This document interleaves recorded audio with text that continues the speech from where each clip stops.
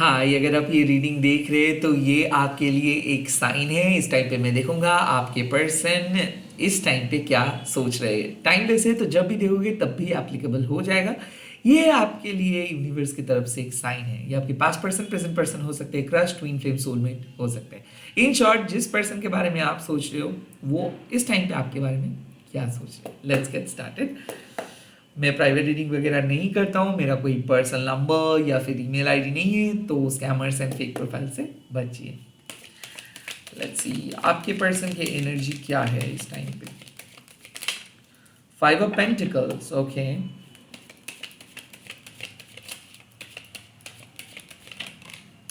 Queen of pentacles, oh okay.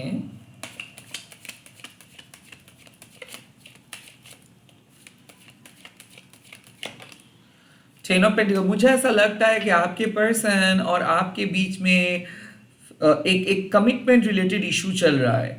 I think आप दोनों एक बहुत ही खराब स्थिति से एक बहुत ही अच्छी स्थिति में बदल रहे हो। फैमिली फाइट हुआ है या फिर शादी को लेके बात चल रहे हैं। ये काफी हद तक बहुत इनसिक्योर है आपके लाइफ में, क्योंकि मुझे ऐसा लगता है कि ये पर्सन को पता है कि आप बहुत ही ज्यादा क्रिएटिव हो, आप बहुत ही ज्यादा फ्रूटफुल हो, और कहीं ना कहीं लोग आपको बहुत अच्छे तरीके से पसंद करते हैं। जैसे कि आपको ये ना एक एक एक लेडी लक या फिर एक लकी चार्म मानते हैं। जब से आप इनके लाइफ में आए हो तब से इनके लाइफ में ग्रोथ आए हैं, but at the same time kind of ये मन से इनको पता है कि आप अनसेटिस्फाइड हो। मतलब कुछ चीज को लेके आप अपने सेटिस्फेक्शन को शो नहीं कर पाए हो।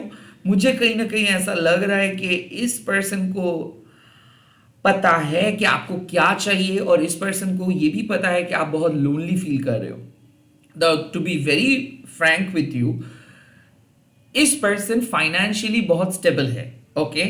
बट इस पर्सन को फ्यूचर में आपके लिए बहुत कुछ ऑफर करना है, बट अभी इस पर्सन के पास कुछ नहीं है आपको ऑफर करने के लिए। आई थिंक इधर ये पर्सन एक टॉरस वर्गो कैप्रिकन है, या फिर एक जेमिनाई हो सकते हैं, लिब्रा हो सकता है। ये पर्सन एक सैजिटेरियस हो सकते हैं, एंड ये पर्सन एक स्कॉर्पियो हो सकते हैं। आई थिंक ये बहुत ही मैनिपुलेटिव किस्म के पर्सन है। लाइक ये इतना कुछ डार्क चीजें देखे ना, इनके सामने अब कोई भी चीज बड़ा नहीं है। आई थिंक ये पर्सन को क्या लगता है कि पैसा इंपॉर्टेंट है, पावर इंपॉर्टेंट है, कंट्रोल इंपॉर्टेंट है, बट ये सब के चक्कर में ना जो जो सिंपल चीजें हैं वो मिस कर देते हैं। इसके पास टाइम नहीं है, इसके पास वैल्यूएबल इमोशंस नहीं है, इसके पास वो तरीका नहीं है कि कैसे जीता जा सकता है। बट व्हाट दे हैव, इनके पास क्या है? इनके पास है कि एक अनकंडीशनल किस्म के प्यार, इनके पास है कि टेक्निक। तो आई थिंक मुझे ऐसा लगता है कि इस पर्सन को बहुत अच्छे तरीके से पता है कि आपको कैसे मनाया जा सकता है, आपको कैसे अपने हाथ में रखा जा सकता है, आपको कैसे कंट्रोल किया जा सकता है। But to be very frank, ये पर्सन अभी तक आपके मन को समझ नहीं पाए। इसीलिए इस रिलेशनशिप में क्या होता है, अक्सर इनसिक्योरिटीज आ जाते हैं, क्योंकि आप तो डिसैटिस्फाइड हो रहे हो एवरी डे एवरी मोमेंट, क्योंकि आपको इमोशनल सपोर्ट नहीं मिल रहा है।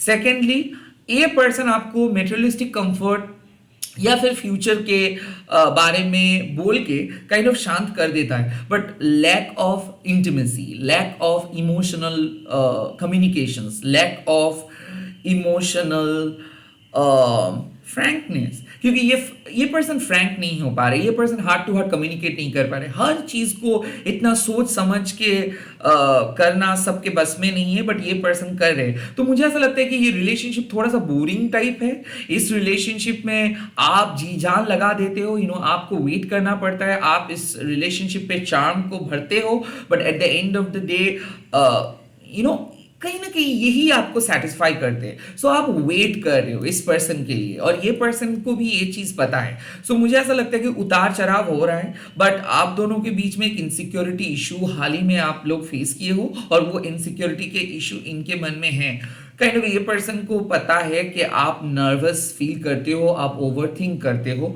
और इस पर्सन को पता है कि आपके पास इनफ सपोर्ट नहीं है। तो ये कोशिश करते हैं कि आपको सपोर्ट देने के लिए, बट मुझे ऐसा लगता है कि ये पर्सन को काइंड ऑफ पता नहीं है कि आप उतना नीडी हो, आप सिर्फ उनसे मांग रहे हो कि आप एक ऑनेस्ट फीलिंग्स, आप मतलब उन वो आपको एक ऑनेस्ट फीलिंग्स बताए, बट वो चीज ना करके बाकी सारी चीज कर रहे हैं। मुझे ऐसा लगता है कि ईगो फाइट भी है। इस रिलेशनशिप का एक नेगेटिव साइड है कि ये पर्सन अपना बात को रख देते हैं और उसके बाद उसी पे अड़े रहते हैं। आई थिंक ये पर्सन बहुत स्टबर्न है।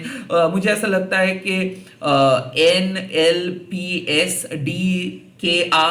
से इस पर्सन के नेम स्टार्ट हो रहे हैं। ऑफ कोर्स ये दिसंबर बॉर्न हो सकते हैं, मई मंथ बॉर्न हो सकते हैं, जून मंथ बॉर्न हो सकते हैं, मार्च बॉर्न हो सकते हैं, and at the same time September born हो सकते हैं। नंबर 1, नंबर 5, नंबर 4, नंबर 9 ये उनके बर्थ नंबर है। एंड मोस्ट इंपॉर्टेंटली मुझे ऐसा लगता है नंबर 30, नंबर 23, नंबर 5, नंबर 21 इनके बर्थडे हो सकते हैं। वेडनेसडे, फ्राइडे, मंडे, ट्यूसडे ये इनके बर्थडे हो सकते हैं।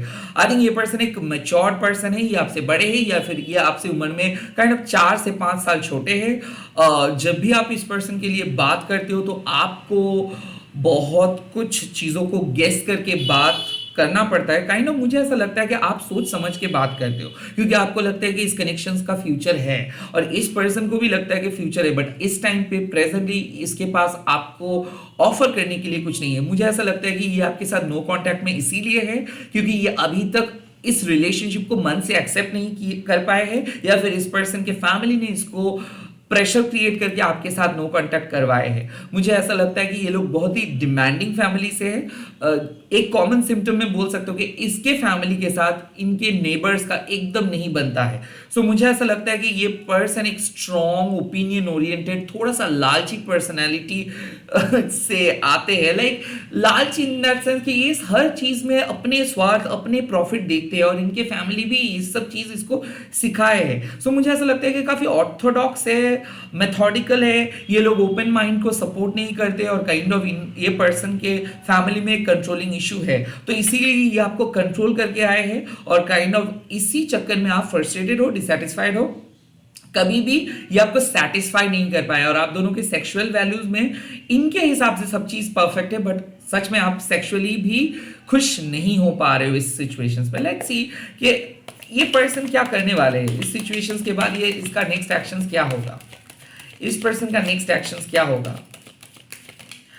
किंग ऑफ वॉन्ड्स ये आपको दिशा दिखाएंगे, ये आपको सलाह देंगे, ये आपको समझाएंगे। मुझे ऐसा लगता है कि रिलेशनशिप को एक नेक्स्ट लेवल पे ले जाने का एक ट्राई करेंगे, बट ये आपको मदद करेंगे। किंग ऑफ वॉन्ड्स मींस कि एक वाइज लीडर, बट मैं देख सकता हूं एक चीज कि ये पर्सन एम्बिशियस है, तो काइंड ऑफ ये आपको एम्बिशियस देखना चाहते हैं। ये चाहते हैं कि आप लाइफ में सक्सेस को अचीव करो, सेटल हो जाओ, लोग आपके बारे में बात करें, सक्सेसफुल लाइफ लीड करो। तो मुझे ऐसा लगता है कि इनके लाइफ में सक्सेस इंपॉर्टेंट है, नॉट दैट कि नॉर्मल सीधे साधे स्पिरिचुअल जिंदगी। ये मेटेरियलिस्टिक चीज़ों को बहुत पसंद करते हैं और आई थिंक ये आपको सलाह देंगे कि कैसे आप दोनों मिलके एक बहुत बढ़िया लाइफ बना सकते हो। बट कहीं ना कहीं मुझे ऐसा लगता है कि ये पर्सन ना काइंड ऑफ एक ऐसे चार्म लेके आ रहे हैं आपके सामने कि आप इसको मना नहीं कर सकते हो। तो ये एक ऐसे ऑफर लेके आ रहे हैं जो आपके लिए अनकंफर्टेबल है, बट फिर भी आप उसको हाँ करने वाले हो, क्योंकि ये आपको कन्विंस करेंगे, आपके मूड को इनहेंस करेंगे, या आपको सुकून तो नहीं देंगे बट कहीं ना कहीं आपको अच्छा फील करवाएंगे। सेकंड, 10 ऑफ वांड्स, मुझे ऐसा लगता है कि ये पर्सन और आपके बीच में कुछ भी इश्यूज था, ओके, ये इमोशनल इशू हो सकता है, पास्ट रिलेटेड इश्यूज हो सकते हैं, जो इशू को ये खत्म कर रहे हैं। मुझे ऐसा लगता है कि ये पर्सन आपके सामने सरेंडर करने वाले हैं और ये अपना चुप्पी तोड़ेगा।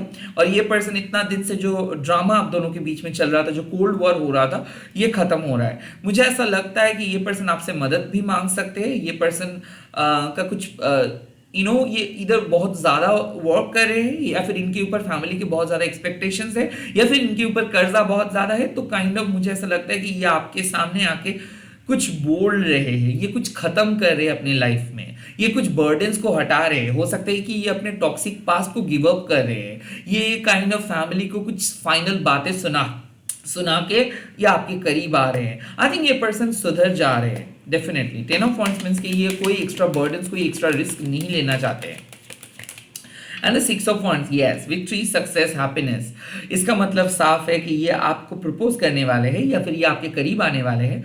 और आई थिंक देखिए, हम सभी का एक स्टोरी रहता है, हम सभी लोग एक स्टोरी बना के चलते हैं, और इस पर्सन के स्टोरीज में ऐसा था कि काइंड ऑफ यही सब कुछ करते हैं लोगों के लिए। एंड सच में मुझे ऐसा लगता है कि ये सबके लिए करते हैं, और कहीं ना कहीं जो चीज़ इसको करना चाहिए, जहाँ पे इसको फोकस करना चाहिए, वो नहीं कर पा रहे थे। Now the 10 of wands means कि ये अपने बर्डन्स को हटा के सिर्फ फोकस करेंगे आप पे। Now the 6 of wands means कि ये आपको क्रेडिट देंगे, आप दोनों सेलिब्रेट करेंगे, सक्सेस को सेलिब्रेट करेंगे, एक साथ मिलके कुछ सक्सेसफुल वेंचर के बारे में सोचेंगे, कैरियर के बारे में सोचेंगे, फ्यूचर के बारे में सोचेंगे।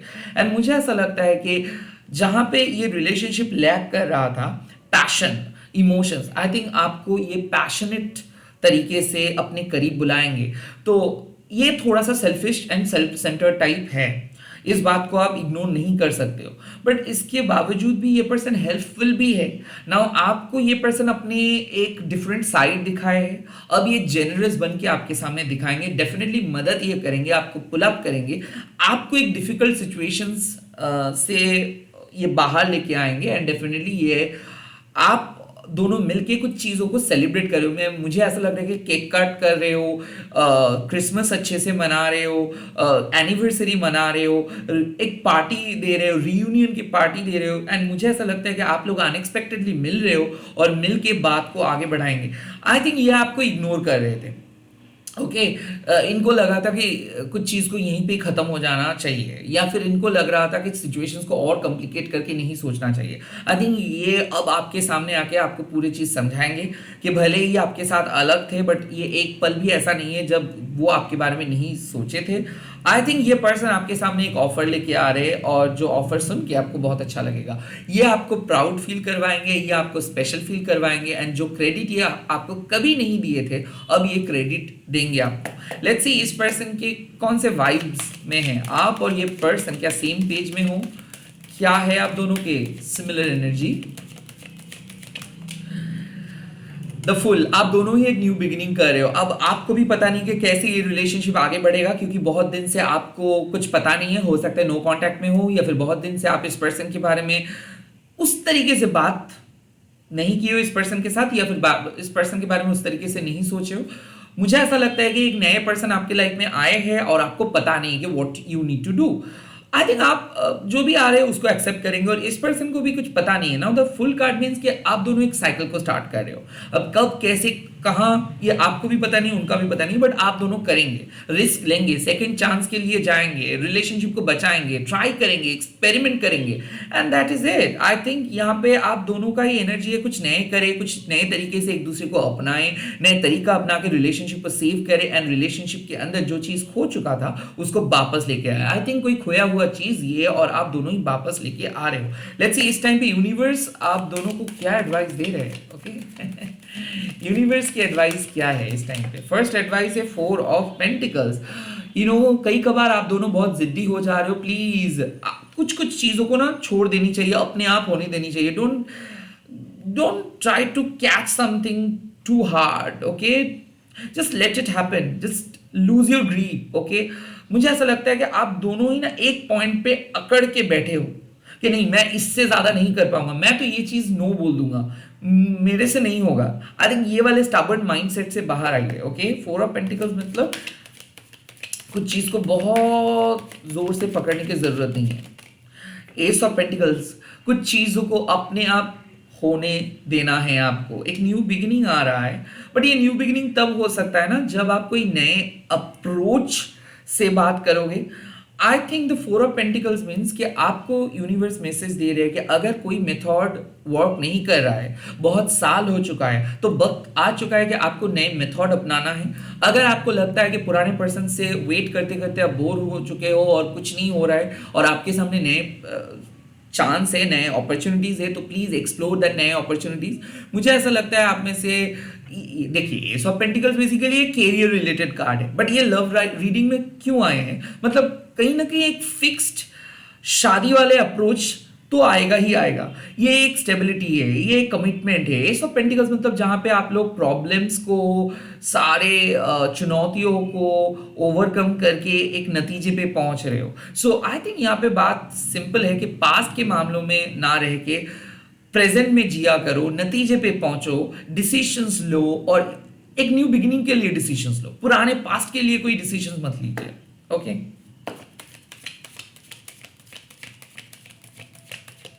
या 3 ऑफ वॉन्ड्स, ग्रोथ के बारे में सोचिए, फ्यूचर के बारे में सोचिए, प्लानिंग के बारे में सोचिए। इतना दिन से अगर आप इस पर्सन के साथ हो या फिर एक नए होप लेके आप किसी पर्सन के साथ बात करना स्टार्ट किए हो, उसको एक्सप्लोर कीजिए। ऐसी चीजों को बीच में छोड़ मत दीजिए। मुझे ऐसा लगता है कि आप डर रहे थे कि क्या आपको आगे जाना चाहिए, क्या आपको सोचना चाहिए, क्या आपको कुछ नई चीज ट्राई करनी चाहिए।